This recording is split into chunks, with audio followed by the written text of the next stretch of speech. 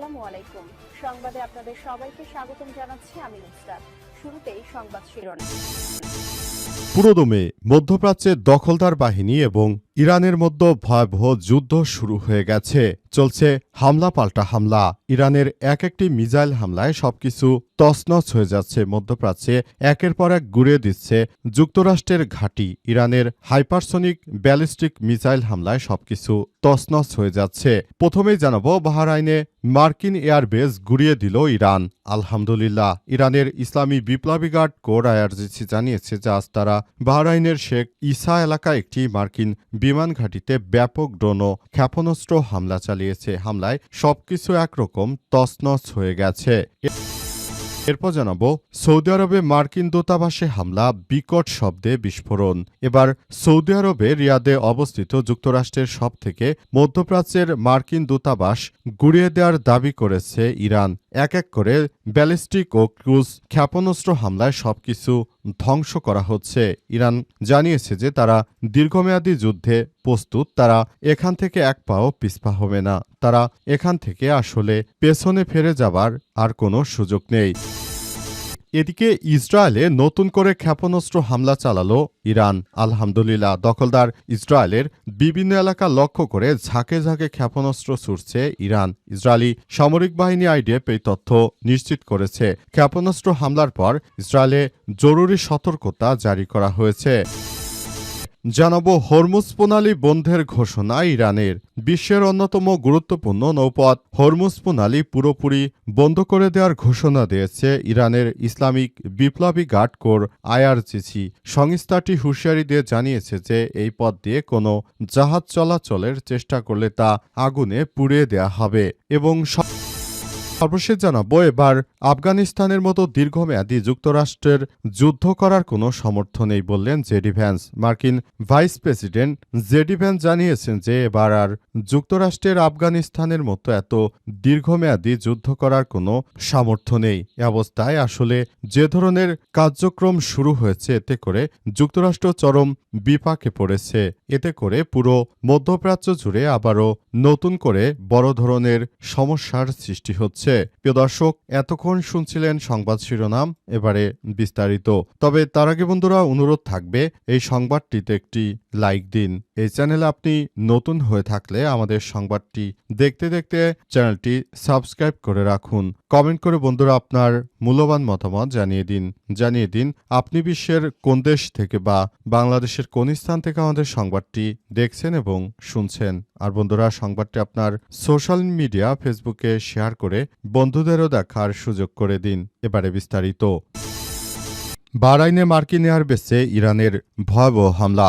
ইরানের ইসলামী বিপ্লবী guard corps IRGC জানিয়েছে যে তারা আজ বাহরাইনের শেখ ইসা এলাকায় একটি মার্কিন বিমান ঘাঁটিতে ব্যাপক ড্রোন ও ক্ষেপণাস্ত্র হামলা চালিয়েছে।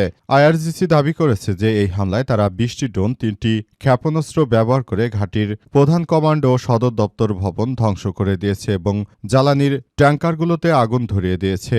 বাহরাইন কর্তৃপক্ষ থেকে এসব তাৎক্ষণিক কোনো মন্তব্য পাওয়া যায়নি। তবে এয়ারবেসের পুরো এলাকা ধোঁয়ার কুণ্ডলিতে ভরে গেছে। এখান থেকে মনে হচ্ছে যে আসলে হামলাটি যথাযথ গুরুতর হয়েছে এবং বাহরাইন এই হামলার কোনো প্রতিক্রিয়ায় জানাতে পারেনি। পুরো এলাকা জুড়ে বাহরাইনের এই আধিপত্য শেষ করে দিচ্ছে ইরান। এতদিন ধরে যে বাহরাইন মার্কিন যুক্তরাষ্ট্রের সহায়তায় সবসময় ইরানের বিরুদ্ধে তারা হামলা চালাতো, এই হামলাগুলো এখন থেকে নতুন করে আবার নতুন মোড় নিয়েছে। হামলাগুলো মূলত এমনভাবেই চালানো হচ্ছে যে যাতে করে ভবিষ্যতে কেউ আর ইরানের বিরুদ্ধে বড় ধরনের প্রভাব বিস্তার করতে না পারে, সেজন্য মূলত এই হামলা চালানো হয়েছে। হামলায় সবকিছু এখন থেকেই নিয়ন্ত্রণ করা হচ্ছে এবং যারা বলছে যে এই হামলা চালিয়ে ইরানকে ধ্বংসস্তূপে পরিণত করা যাবে, তারা মূলত এখন বোকা স্বর্গে বাস করছে। কারণ হিসেবে বলা হচ্ছে যে এখন থেকে আসলে এই কার্যক্রমগুলো এতটাই গুরুত্বপূর্ণ আকার ধারণ করেছে যে সবকিছু এখন যুক্তরাষ্ট্রের নিয়ন্ত্রণের বাইরে চলে গেছে। সৌদি আরবে মার্কিন দূতাবাসে হামলা, বিকট শব্দে বিস্ফোরণ। সৌদি আরবের রিয়াদে অবস্থিত মার্কিন দূতাবাসে এবার হামলা করা হয়েছে। সৌদির প্রতিরক্ষা মন্ত্রণালয় এই তথ্য নিশ্চিত করেছে। আজ বিবিসি লাইভ প্রতিবেদনে এই তথ্য জানানো হয়েছে। প্রাথমিকভাবে তথ্যের বরাত দিয়ে সৌদির প্রতিরক্ষা মন্ত্রণালয় জানিয়েছে যে মার্কিন দূতাবাস এলাকায় 2টি ড্রোন আঘাত এনেছে। এতে বিশাল বিস্ফোরণ হয়েছে বলে বিভিন্ন আন্তর্জাতিক মিডিয়ার খবরে বলা হয়েছে। তবে সামাজিক যোগাযোগ মাধ্যম এক্সে সৌদির মন্ত্রণালয় বলছে হামলার কারণে দূতাবাসের সামনে ক্ষতি হয়েছে এবং ভবনে আগুন ধরেছে। ইরানে ইসরায়েল যুক্তরাষ্ট্রের যৌথ সামরিক হামলার প্রতিক্রিয়ায় ইরান পাল্টা হামলা চালানোর পর মধ্যপ্রাচ্যে মার্কিন কনসুলেটগুলোতে এটি সর্বশেষ হামলা। প্রত্যক্ষদর্শীরা জানিয়েছে যে তারা রিয়াদের কূটনৈতিক কোয়ার্টারে কালো ধোঁয়া উঠতে দেখেছে। এতে একটি বিস্ফোরণের শব্দ শোনা গেছে এবং ঘন কালো ধোঁয়ায় পুরো আকাশ ছেয়ে গেছে। এখান থেকেই বোঝা যাচ্ছে যে সৌদি আরবের বুকে যে যুক্তরাষ্ট্রের ঘাঁটি ছিল সেগুলো এক এক করে গুড়িয়ে দিচ্ছে ইরানের এক একটি হামলায় সবকিছু মধ্যপ্রাচ্যের ধ্বংসে বশীভূত হচ্ছে। ইরানের এক একটি হামলায় সবকিছু তছনছ হয়ে যাচ্ছে।